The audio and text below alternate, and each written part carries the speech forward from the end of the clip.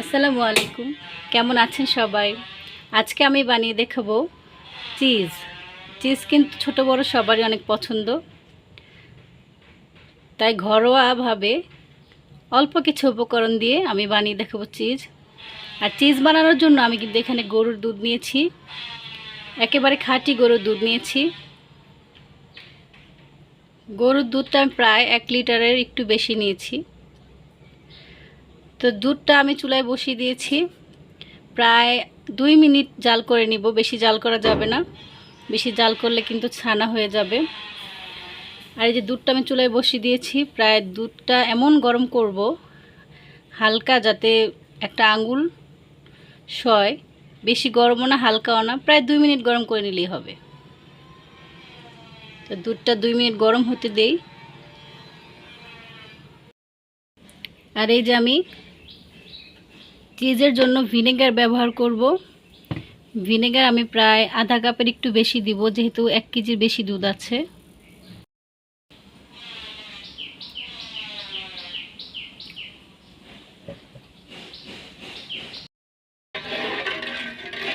দুধটা কিন্তু আমার 1 মিনিট হয়েছে, আর 1 মিনিট গরম করব।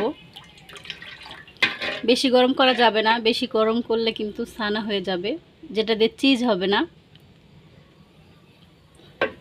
যাতে একটা আমার আঙ্গুল সয়, ঠিক এরকম গরম করতে হবে।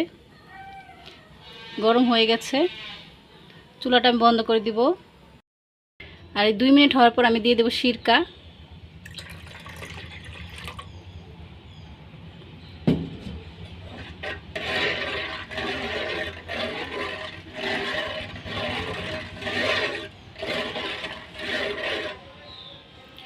আর সিরকাটা দেওয়ার পর দেখতেই পাচ্ছেন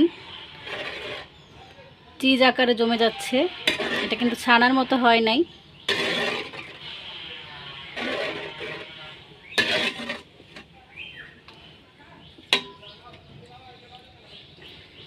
মাশাআল্লাহ, আমার পুরা চিজের মতোই তৈরি হয়ে গেছে। আর বেশি গরম করলে কিন্তু এটা চিজ হবে না, হয়ে যাবে ছানা।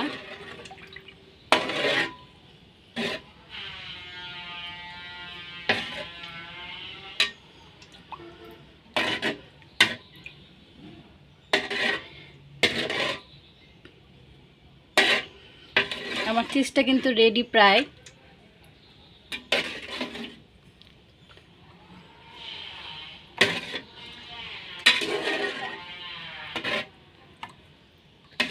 এটা কিন্তু প্রায় অর্ধেকটা রেডি। আমি এখন এটাকে নামিয়ে নেব। মাশাআল্লাহ, অনেক সুন্দর হয়েছে, এটা দেখতেই পাচ্ছেন।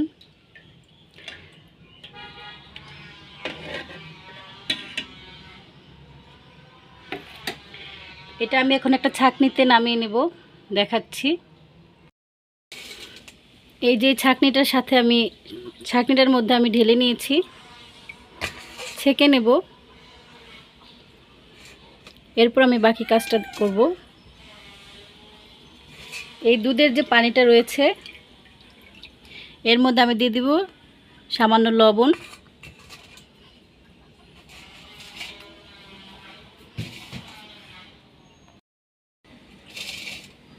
চিজের যে বাকি পানিটা রয়েছে সেই পানির মধ্যে আমি দিয়ে দেব সামান্য লবণ, যাতে চিজের মধ্যে একটু লবণ ঢুকে। দিয়ে আমি একটু ঘুলে নেব। এটা কিন্তু গরম আছে, বেশি গরম না, এটা কিন্তু কুসুম কুসুম গরম অবস্থায় সেই চিজটা এটার মধ্যে দিতে হবে। এই পানিটার মধ্যে আমি, এটা কিন্তু দুধের যে চিজ জমে গেছে সেই বাকি পানিটা, এটার মধ্যে লবণ দিয়েছি।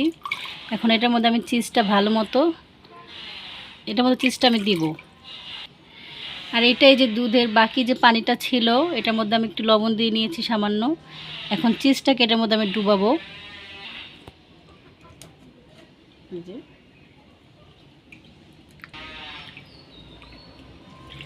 এভাবে আমি ডুবিয়ে ডুবিয়ে ভালো মতো 4-5 বার এভাবে করে চিপড়িয়ে নিব। আর এই যে মজারেলা চিজটা আমি 4 থেকে 5 বার ভালো মতো সেই লবণ পানিতে চিপড়িয়ে নিয়েছি। এখন আমি একটা বাটিতে রাখলাম। এটা আমি এখন ফ্রিজের ঠান্ডা পানিতে এটার মধ্যে ঠান্ডা পানি দেবো, ফ্রিজের একদম বরফ পানি। এই যে দিয়ে 5 থেকে 10 মিনিট আমি রেখে দেব। আর এই যে চিজটা ঠান্ডা পানিতে 10 মিনিট ভিজিয়ে রাখা শেষ। এটাকে আমি এখন আরেকটু ভালো মতো চিপড়িয়ে নেব।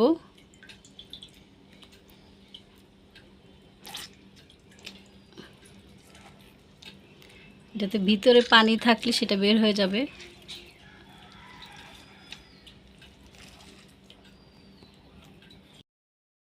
চিজটা আমার ভালো মতো চিপড়ানো শেষ, এর মধ্যে কখনো কোনো পানি নেই। এখন আমি এটার মধ্যে এটাকে একটা পলিথিনে, এয়ারটাইট পলিথিনে পেঁচিয়ে রাখবো।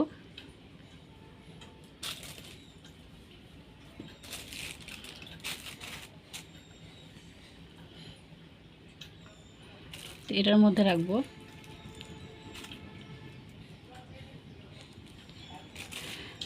চিজটাকে আপনারা যে শেপ দিতে চান সেই শেপই হবে। আর এভাবে পলিথিন পেঁচিয়ে রেখে দেব।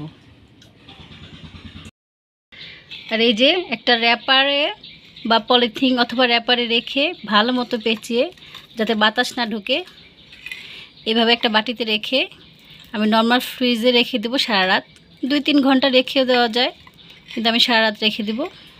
এরপর আমি সবাইকে দেখাবো। আর চিজটা আমার সম্পূর্ণটাই রেডি। আমি বলেছিলাম 2 থেকে 3 ঘন্টা নর্মাল ফ্রিজে রেখে দেব, তারপর দেখাবো, কিন্তু আমি সারা রাত ফ্রিজে রেখেছিলাম, ডিপ ফ্রিজে রেখেছিলাম। এরপরে 1 ঘন্টা আগে বের করেছি। এখন আমি চিজটা আপনাদেরকে কেটে দেখাবো আর গ্রেট করেও দেখাবো। আর চিজটাকে আমি একটু গ্রেট করেও দেখাচ্ছি যে গ্রেট করলে কেমন হয়।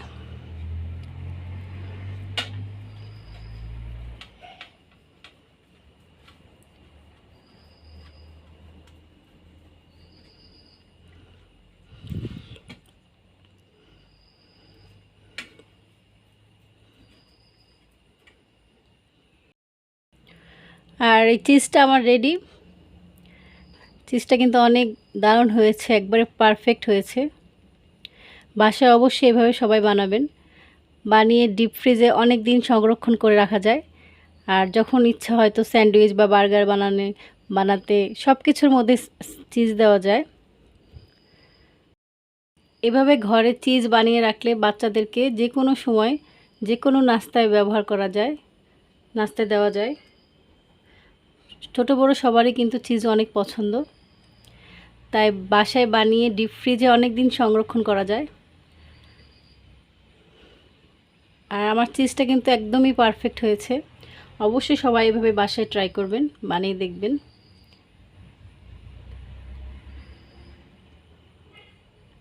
বাচ্চারা কিন্তু খুবই পছন্দ করবে। স্যান্ডউইচ অথবা বার্গার সব কিছুর মধ্যে কিন্তু চিজ ব্যবহার করা যায়। আর ভিডিওটি ভালো লাগলে অবশ্যই লাইক, কমেন্ট অ্যান্ড শেয়ার করবেন। আর আমার চ্যানেলটি অবশ্যই সাবস্ক্রাইব করবেন। আমার